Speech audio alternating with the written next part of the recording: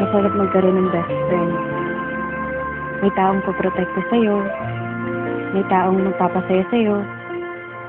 Pero handa mo bang itaya ang pagkakaibigan para sa hinahangad mong pagmamahalan?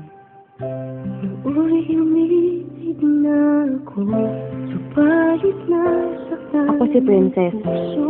Grade school pa lang ako, palagi ko ng kaklase si Ivan. Magkaibigan kasi mga magulang namin, kaya kung nasan ako, nandun rin siya. Mapalungkot man o mapasaya, sa kulitan man o problema. Yan si Ivan, ang taong lagi kong kakampi sa buhay. Nang ikaw ay makilala, biglang napako ang nadarama. Para sa'yo, ako'y ibig pang muli. Dahil sa'yo, ako'y ibig ng muli. Ang aking puso'y pag-ingatan mo.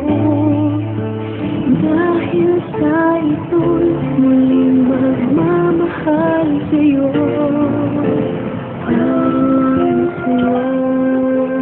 Isang araw,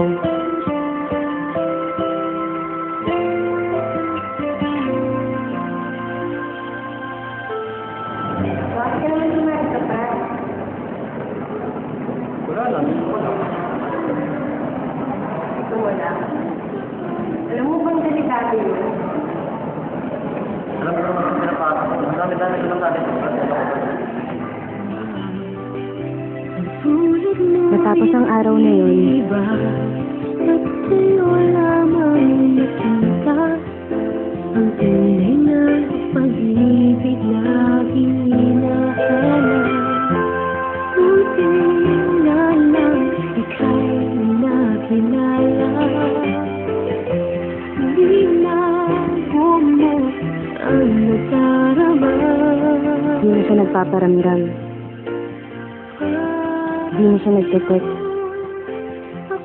Di ko na rin siya nakikita sa school.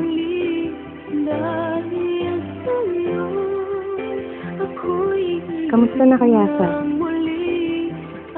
Pinuntahan ko siya sa bahay nila. Pero hindi ko siya naaabutan. Namimiss ko na yung best friend ko. Namimiss ko na si Ivan. Ang lalaking lihim kong minamahal. Hanggang isang araw, Ano ba talaga nangyayari kay Ivan? Bakit? Wala. May hindi ka sinasabi sa akin eh. Ano ka na ako sabihin sa'yo? Ba't di ka na pumapasok?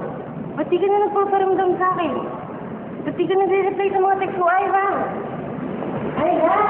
Ano ba talaga nangyayari sa'yo? Ba't ka ba nangyayari sa buhay ko? Ano ba kita?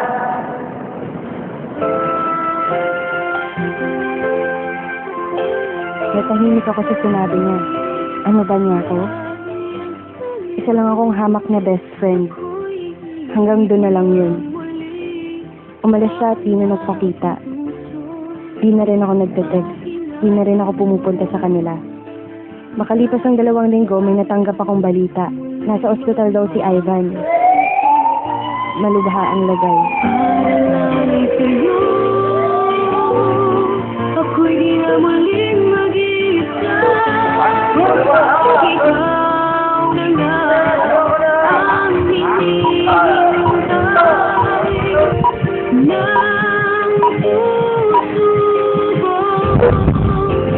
Para sa'yo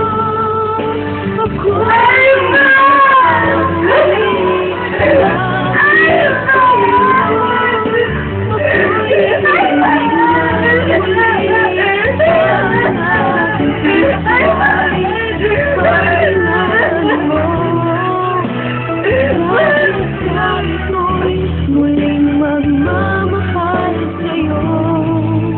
Para sa'yo ako'y ibig pang muli. Dahil sa'yo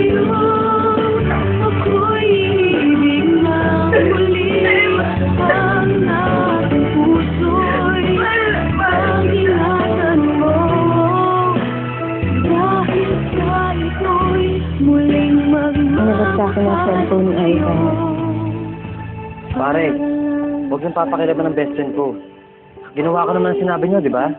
Nalayan ko na siya. Basta huwag niyo nang gagalawin si Princess. Mahal na mahal ko yun.